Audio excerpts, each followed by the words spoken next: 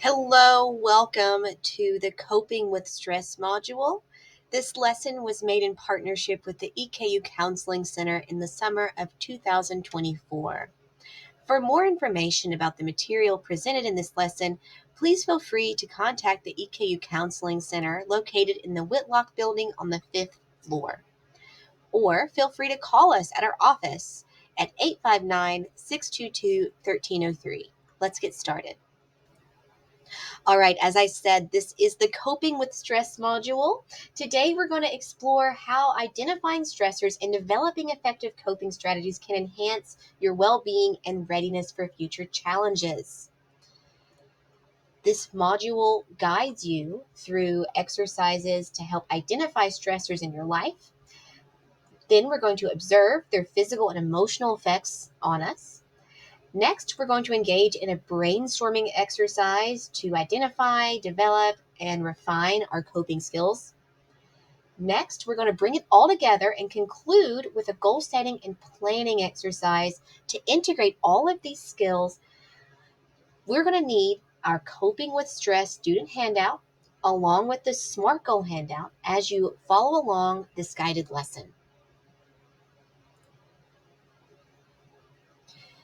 Now, coping with stress is a crucial skill that not only enhances your academic experience, but also prepares you for future career success. Effective stress management involves critical thinking and self-awareness. Using these two skills, this empowers you to navigate challenges with resilience. Now, looking at your essential employability skills, in your ACEs categories, you can see that quite a few are going to be found in this course. Okay? And just reviewing, the purpose of this exercise is not only to help you recognize stress, but also develop effective planning skills that helps address these stresses effectively. By doing this, you can discover better ways to cope with these situations, potentially reducing or eliminating sources of stress from your life. Okay, let's start with our first exercise, understanding your stress. Let's take a few moments to answer these three questions. What causes stress in your life? What are life factors that increase your stress? And what personal habits cause stress? Let's take a few moments to fill in some answers here. Some potential life stress could be work or school demands, financial concerns, just an overall busy schedule. Some life factors could include social isolation, maybe living in an environment that doesn't really support academics at this point. Maybe you have a job that is also interfering with your school career plans. And personal habits. Are we overcommitters? Do we procrastinate? Are we bad at setting boundaries? Do we have unhealthy coping habits? What situations or events in your life typically cause you to feel stressed? Think about specific instances or reoccurring patterns that trigger stress for you.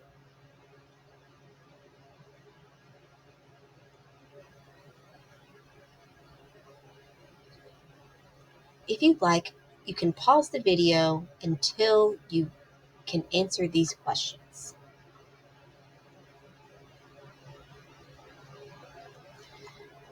Okay, now that we have reflected on the stressors in our lives, let's remain observant of the answers that we have listed. Remember, these responses may evolve throughout the semester and your life, but the process of coping will remain invaluable. As we delve deeper into this lesson, let's adopt a growth mindset. This means recognizing that developing coping skills is an ongoing process without a fixed endpoint. Just as our lives change, so too will the strategies that effectively manage stress. It's natural to become attached to coping strategies that may no longer serve us as our circumstances evolve. The specific situations and coping mechanisms we identify today may not always be relevant in the future. However, the skills of identifying and evaluating current stressors and coping strategies will endure and prove valuable beyond this course. Remember that growth mindset. By embracing a growth mindset and remaining open to evolving strategies, you're going to set yourself up for long-term success in managing stress. This lesson is not just about the present. It's about equipping yourself with skills that will support your well-being throughout your lifetime. Take your time as you answer these questions. Remember your Coping with Stress handout. This exercise is designed to be introspective, so feel free to be open and honest with yourself. Welcome to Guided Body Scan Meditation.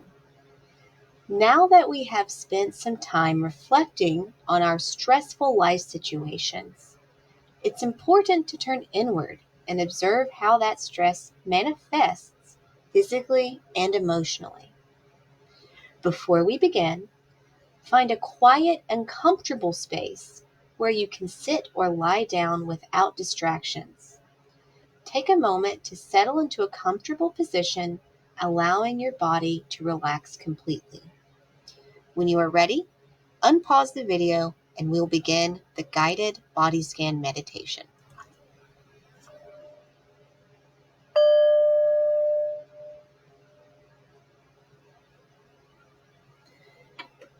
Begin by finding a comfortable and quiet space where you can sit or lie down.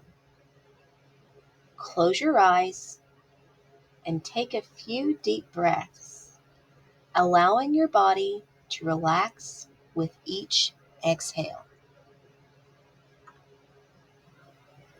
Let's start by bringing our attention to the top of our head. Notice any sensations or tension that might be present in your scalp and forehead. As you breathe in, imagine releasing any tightness or stress in this area. Breathe out, letting go of any lingering tension. Now slowly move your awareness down to your eyes and face. Notice if there's any tightness around your eyes, cheeks, or jaw. Take a moment to soften these muscles with each breath, allowing your face to relax completely. Bring your attention to your neck and shoulders. Feel the weight of your shoulders and any tightness or discomfort you may be holding here. With each breath, imagine sending relaxation and ease into these muscles, letting go of any stress they may be carrying. Continue to scan down through your arms, all the way to your fingertips. Notice any sensations in your upper arms, elbows, forearms, wrists, and hands.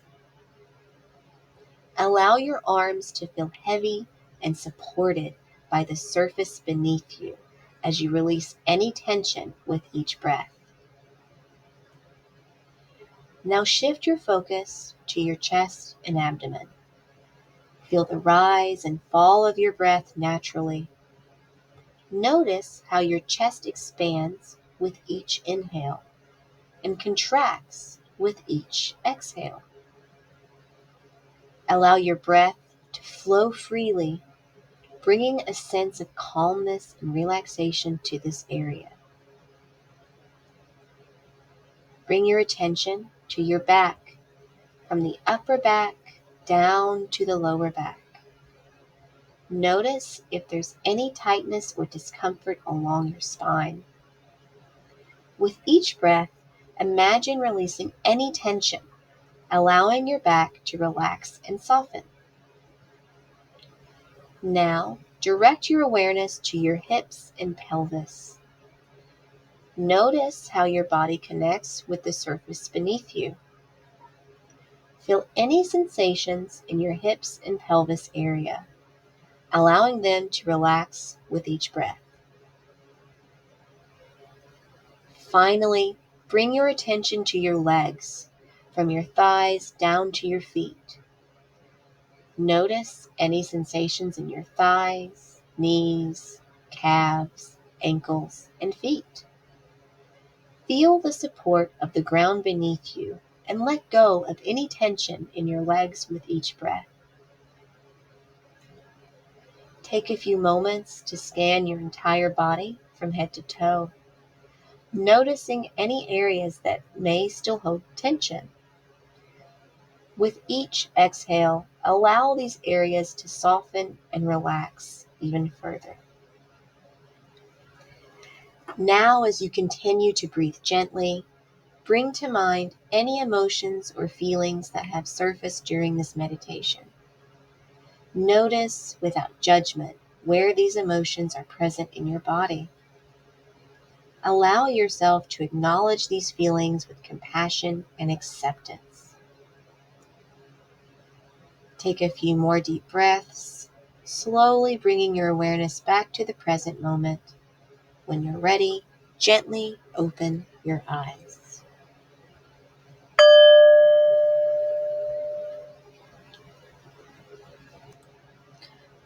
Pause the video now and reflect on the exercise and answer the following questions. When you're ready, resume the video to continue with the next segment of our lesson. This body scan meditation is a valuable practice for increasing self-awareness and understanding how stress impacts both our bodies and minds.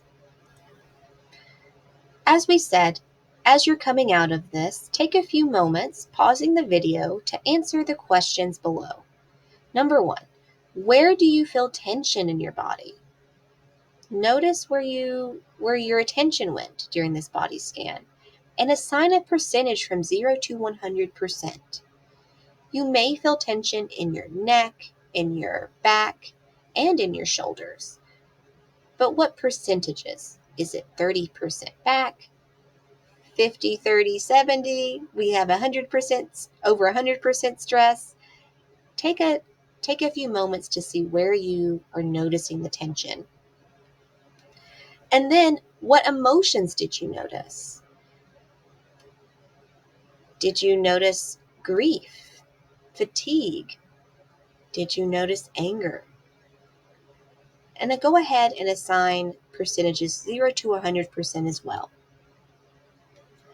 Once you have completed these questions, we will move on to the brainstorming and developing new coping strategies segment. Our goal is to equip you with practical tools that you can integrate into your daily life to manage stress effectively. Remember, this exercise is part of a larger process aimed at enhancing your well-being and building resilience. Let's take the first step towards a healthier approach to stress management together. So far in this course, we've taken significant steps towards understanding and managing our stress. We've objectively identified the situations that trigger stress in our lives, reflected on how our habits and life factors contribute to our stress levels, and just completed a body scan to notice where we physically carry this stress. This process serves as our personal stress assessment, helping us identify key areas for improvement. Now let's move forward by exploring how to develop effective coping skills to address the objectives or challenges identified in our personal stress assessments.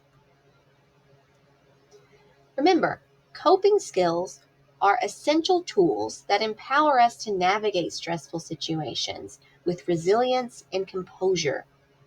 By developing these skills, we can actively manage and reduce the impact of stress on our mental and physical well-being. In the upcoming session, we will delve into practical strategies and techniques designed to enhance our ability to cope with stress effectively. These strategies will include mindful practices, relaxation techniques, cognitive behavioral strategies, and more.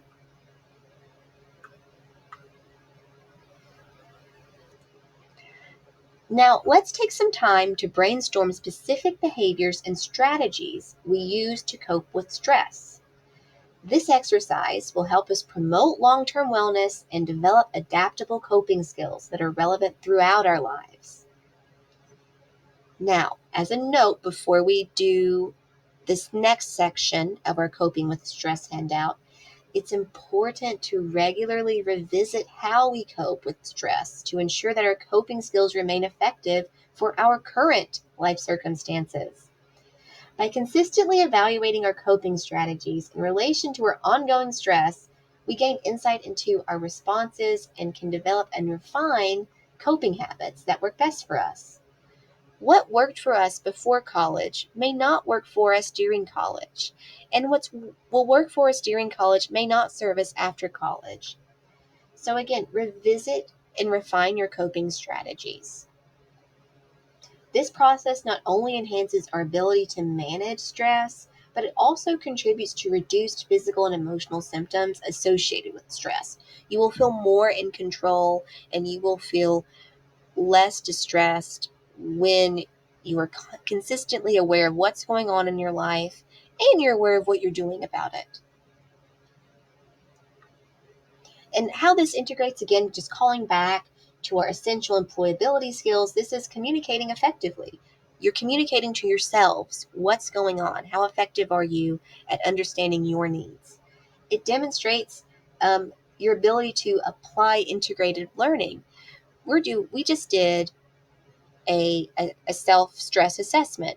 So we did an internal assessment, we did an external assessment, we looked at subjective and objective measures of stress, and now we're integrating it further by looking at what solutions do we have and what is in our control. So all of this is, again, it's high-level critical thinking, and we're integrating and applying knowledge. And again, adapting to changing circumstances. The main purpose of this is not to teach you how to solve the stress in your life today. It's to teach you the skills about how to apply this for future stress. Okay, let's go to this table on your Coping with Stress handout. You will have 4 columns. You'll have a situation, control, current coping mechanism, and adaptive coping mechanism. In the first column, write down the situations we identified in the Identifying Stress in Your Life exercise. Remember, we can't control everything. So in the second column, try to figure out what you can and cannot control about each situation you listed. In the third column, write down how you currently handle this stressful situation. And in the final column, think of new ways you can cope with the situation. You can consider both practical and emotional methods that you might find helpful. So, as you're filling out these columns, if you find yourself needing more tools or resources, or you find you just don't have a coping skill, think about what resources EKU has on campus that can serve you. We have an EKU student wellness page that has all kinds of resources, whether it's needing a tutor, whether it's needing some financial assistance, whether it's not understanding what food options there are. There are lots of resources on campus, and if you find while doing this exercise that you just don't have one, we can put that into our next section, which is SMART goal planning and finding an effective plan of action to make sure these skills are applied.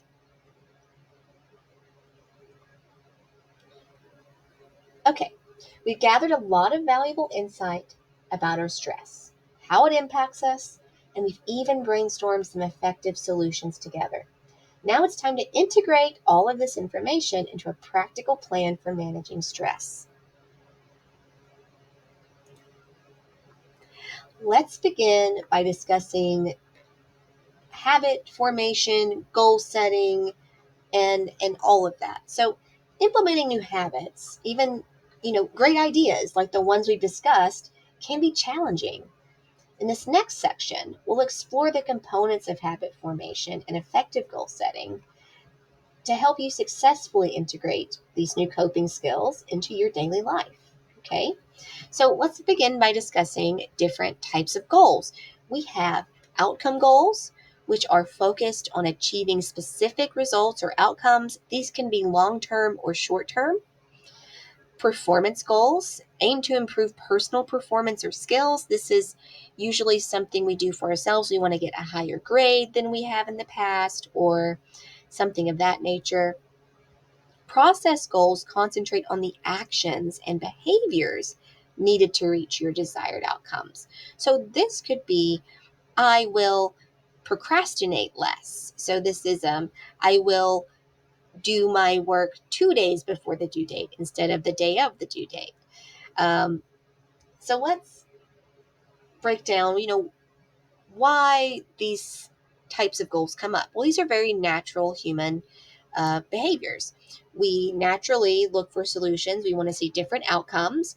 We want to see better performance compared to ourselves or others. And we really want to look at how we're achieving those goals. So that's kind of naturally how people go without making a structured goal setup. We kind of naturally behave in these ways.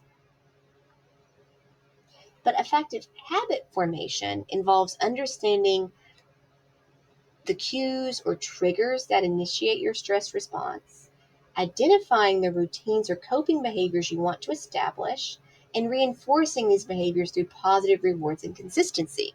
Just having one of these goals doesn't really have all those components of effective habit formation. It doesn't have the consistent reinforcement that this next type of goal I want to show you is, which is SMART goals. So a SMART format incorporates all of the previous types of goals with some brainstorming and contingency plans built in. So just reviewing what a SMART goal is, it's an acronym used to structure goals. And SMART goals are used for a variety of different situations and centers and placements, and they're very adaptable. And the components of a SMART goal are really flexible. So a SMART format contains a specific goal that is measurable, that is achievable, relevant, and time bound. Okay, so we're going to use all of the data we've gathered in the first two exercises, and then we're going to integrate all of this into your SMART goal worksheet. So at this point, I'd like you to pause your video and try to plug in what your goal is, specify it, figure out how you're going to measure it. Is it going to be how many times you do a behavior? Is it going to be about how many things you do to mitigate the behavior? Is it going to be a time between behaviors? Achievable? Is it achievable? Right? Are they realistic and within your control? We may not be able to control how much homework we are given, but we can control when we set time aside to do it. Relevant. Are these goals aligned with your current life stressors? Coming to college does force people to kind of prioritize some things in life, and other things might be put on the back burner. Is this really the best time to start this goal of yours, considering other things you have going on in your life? And time bound. Goals do not last lifetimes. We want to lose weight, not forever. But again, by putting some time constraints on here, it gives you a shorter amount of time to work with your goal. And again, it's all about refinement. So this also encourages you to revisit and refine and reflect on how you are, what your outcome that you're trying to achieve is. Is your process sound? And also, it encourages you to reflect on it. So, building habits is activation and reactivation. So, you can build healthier habits by engaging with a new activity over time. So, engaging in a goal setting or goal planning for 2 minutes over 2 months will give you more effective behavioral changes than engaging with goal planning or habit forming for 10 hours on one day a semester. Okay, we've covered a lot of ground in a short amount of time. We started by completing an individual stress assessment to identify what currently stresses us and how we recognize stress in ourselves. We then brainstormed effective coping strategies to address these stressors. Following that, we created SMART goals and developed a plan to measure their effectiveness. Now let's conclude this lesson by discussing the crucial mechanics of habit formation, coping with stress, time management, and goal setting. It's through practice and reflection. Again, habit formation is about our brain's ability to establish and reinforce behaviors. We do this through repetition. By regularly reviewing your goals and progress, you're creating a habit that strengthens over time. Small, consistent actions, like spending just 2 minutes each week on goal review, can lead to significant changes in behavior and outcomes. This approach is far more effective than sporadic bursts of effort. Okay? I invite you, before you finish your lessons, I invite you to schedule a time 7 days from now to review the SMART goal you created today.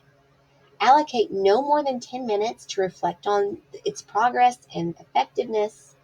Ask yourself, is it working? How do I know it's working?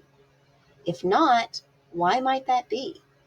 And what adjustments could you make? After this reflection, schedule another 10-minute review for another 7 days.